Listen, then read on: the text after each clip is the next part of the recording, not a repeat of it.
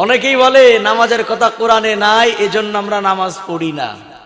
তো তোমরা কি করো? তারা নামাজ পড়ে না, তারা ধ্যান যোগে নামাজ পড়ে। কি যোগে নামাজ পড়ে? আর ধ্যান করে কি দিয়া? ধরো কলকি মারো টান, গাঞ্জা বাবার আসে কান, মহিরে গেলে সাথে কিছুই যাবে না। ইল বাবা আছে না নাই? আছে না নাই? বাবা হতে হতে এখন গাঁজা বাবা পর্যন্ত চলে আসছে। আমার মনে হয় বাংলাদেশ সরকার যদি এদের প্রতি দৃষ্টি না দেয়, আগামীতে এরা পায়খানা বাবা পর্যন্ত বানায় ফেলাবে। কথা ঠিক না? জোরে বলেন ভাই। এত বাবার আমাদের দরকার নাই। মুসলমানদের নির্দিষ্ট বাপ হলো 6 জন। জোরে কোন, মুসলমানদের বাপ কয়জন? কয়জন? এটা কোরআন দিয়ে প্রমাণ করে দেব ইনশাআল্লাহ। তার আগে বলি, 5 ওয়াক্ত নামাজের কথা কোরআনে আছে, এটা কি আপনাদের বিশ্বাস হয়? সত্যি হয়?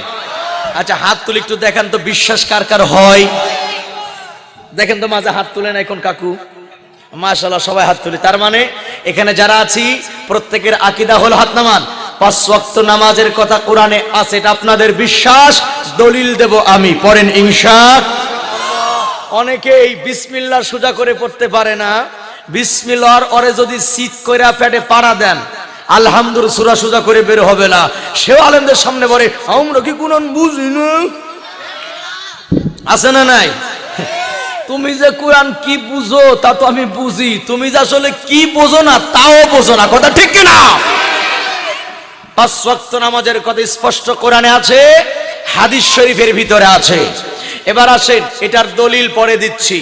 তবে এতটুকু জেনে রাখেন, নারী হোক পুরুষ হোক, মাসুম ভাই, নারী হোক পুরুষ হোক, কারণ নামাজ তার সাথে হয়। তরুণরা ভালো করে শোনেন, নামাজ যদি ধীর স্থির ভাবে আদায় করা হয়, ওই বান্দা নামাজে সেজদা করে জমিনে, বান্দার কপালের ওজন চলে যায় আরশে আজিমে। সুবহানাল্লাহ। যারা পড়েন নাই আপনারা কি বাড়িতে যাওয়ার পরে পড়িবেন? তাহলে নগদ নগদ পড়েন সুবহানাল্লাহ। নামাজে দাঁড়ানোর পরে দাড়ি চুলকাবেন না। নামাজে দাঁড়ানোর পরে ওই আপনার মোবাইল রিংটোন বন্ধ করবেন না। কেন? নামাজে দাঁড়ানোর আগে কি মোবাইল বন্ধ করা যায় না?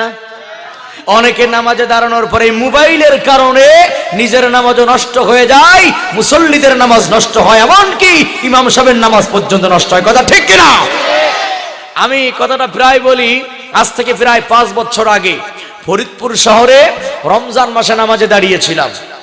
তো নামাজে দাঁড়ানোর পরে ওই কিছুদিন একটা মোবাইল বের হয়েছিল, এরকম আপনার বড় বিশাল সাউন্ড, বিশাল আলো। হ্যাঁ হ্যাঁ, আলম শুধু চালায়।